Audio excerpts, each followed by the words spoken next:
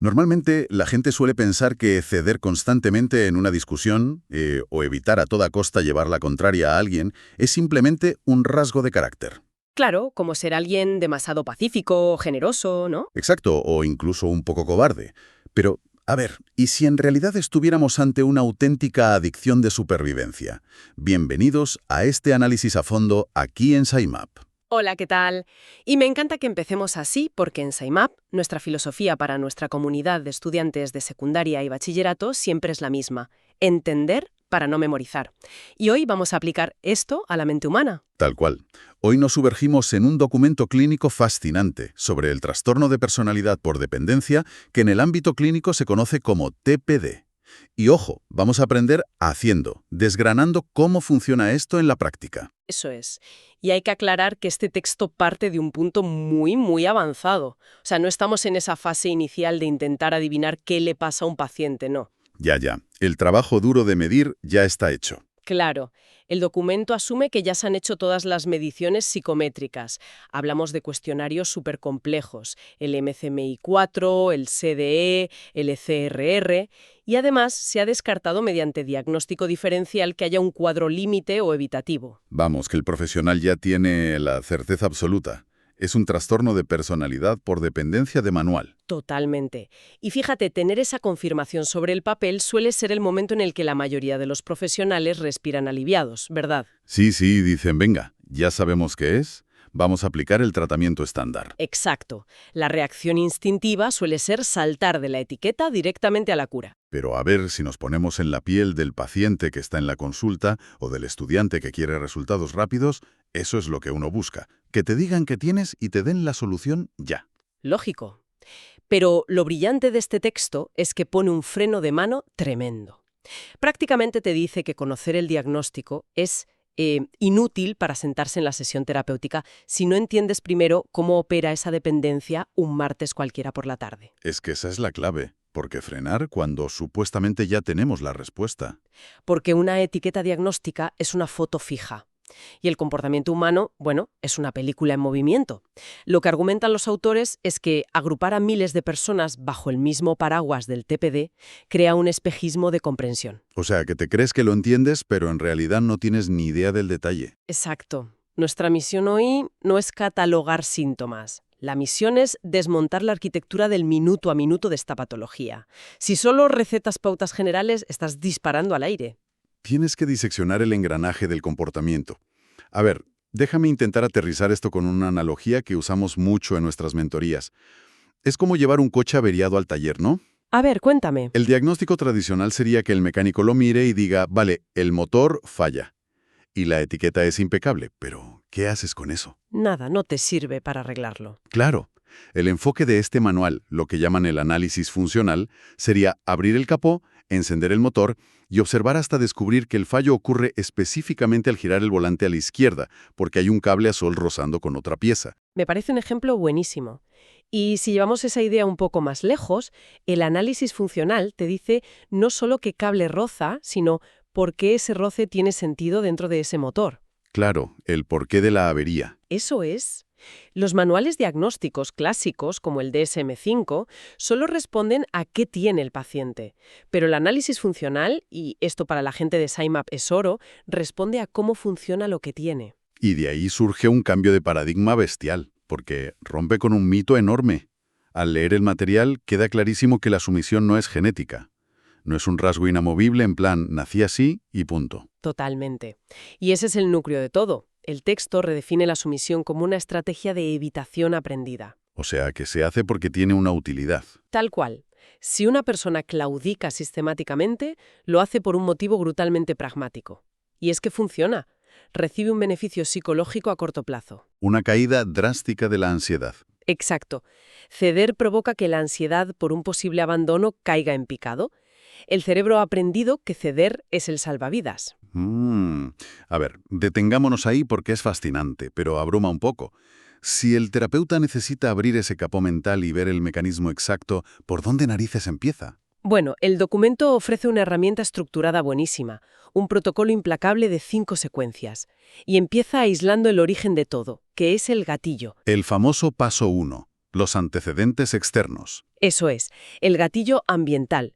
Consiste en obligar a la persona a relatar un episodio aislando solo los hechos verificables, el dónde y el cuándo. Como si lo grabara una cámara de seguridad, ¿no? Exactamente. Una cámara en una sala de juicios, 0 suposiciones. Las preguntas son milimétricas. ¿Quién estaba? ¿Qué hora era? ¿Qué palabras exactas salieron de su boca? Me pregunto hasta qué punto es difícil lograr esto, porque los seres humanos odiamos ser objetivos. Solemos decir me miró mal o me habló con desprecio. Ya, pero el manual insiste en que desprecio es una interpretación tuya. Claro, la cámara solo ve que la persona frunció el ceño y suspiró. Tal cual. Y es vital ser tan puristas porque esos datos ambientales son la cerilla que enciende la pólvora del paso 2, que son los antecedentes internos. Pasamos de la habitación a la explosión dentro de la mente. Y ojo, que es una explosión en cadena.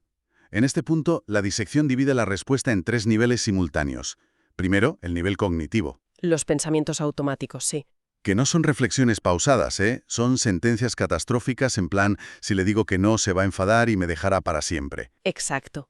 Y luego el segundo, el nivel emocional, que es un terror absoluto, una culpa paralizante. Pero el tercer nivel, madre mía, es el que me dejó sin palabras, el nivel fisiológico. Llama muchísimo la atención la brutalidad de la respuesta física. Es que no es estar un poco nervioso. Que va, el cuerpo desencadena una respuesta animal de supervivencia, taquicardia severa, un nudo en el estómago, sudor frío. Es como si hubiera un león a 2 metros, cuando a lo mejor la otra persona solo ha dicho que prefiere comer pasta. Esa desconexión entre el estímulo real y la respuesta física es lo que define el trastorno, y todo esto ocurre en milisegundos. Rapidísimo. El sistema nervioso simpático toma el control antes de que la parte racional del cerebro pueda procesar nada. La persona siente una urgencia agónica que anula su capacidad de debatir. Oye, y esto me recuerda muchísimo, si lo extrapolamos un poco al entorno de nuestra academia en SciMap, a situaciones cotidianas de estudio, a ver si estás de acuerdo. A ver, Wimmer. Imagina a un estudiante de segundo de bachillerato que se sienta frente a un problema de física que no entiende.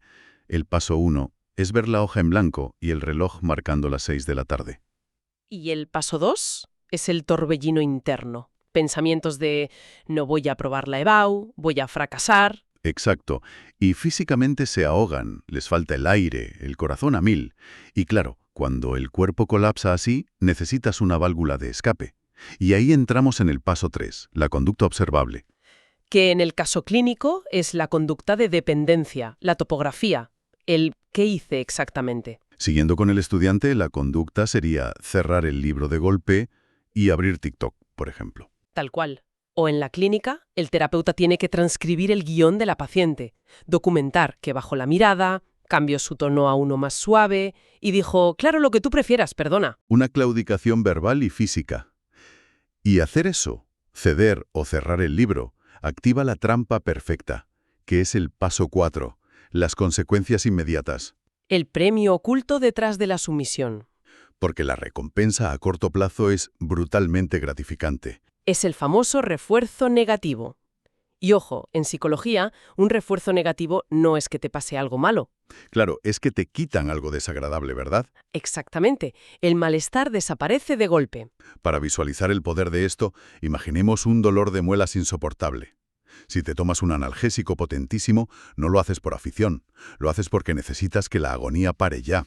Y la sumisión es ese analgésico inyectado en vena. En segundos, la taquicardia frena, el nudo se deshace y la amenaza de abandono se esfuma. Especialmente si la otra persona sonríe o aprueba que hayas cedido. Y en el caso del estudiante de SciMap, es la calma absoluta que siente al primer vídeo de TikTok, sabiendo que ya no tiene que enfrentarse a la física hoy. Claro. Los autores plantean una idea demoledora aquí, y es que el alivio inmediato del malestar es el pegamento más fuerte que existe en la conducta humana. El cerebro graba a fuego que rendirse es sobrevivir. Exacto. El problema es que, siguiendo tu analogía, nadie puede automedicarse crónicamente con pastillas potentes sin destrozarse el hígado a la larga. Lo que nos lleva directos al abismo del paso 5, las consecuencias a largo plazo. El verdadero precio a pagar. Ese analgésico funciona 5 minutos, pero a meses vista, la factura vital es devastadora. La persona pierde el timón de su vida, su autonomía, su autoestima. Y para ilustrar esto, el texto expone un caso clínico brillante, el caso de Clara. El caso de Clara es perfecto porque mapea este protocolo sobre una situación cotidiana. Vemos cómo se destruye una identidad en el salón de casa. Vamos a poner a la audiencia en contexto. Clara tiene 35 años, es adjunta de dirección con un estrés laboral crónico brutal. Está casada con Javier, y el desencadenante ocurre un domingo por la tarde, debatiendo las vacaciones. Clara quiere ir a la montaña para desconectar de verdad. Eso es, y ahí arranca el motor del análisis. Paso 1, antecedente ambiental. Clara muestra un folleto de una casa rural, y Javier, con tono neutro pero seco, dice: «Menudo rollo organizarlo todo, prefiero ir a la costa con mis padres y que nos lo den hecho», y se va al baño. Hecho objetivo puro y duro. No hay gritos. Ninguno.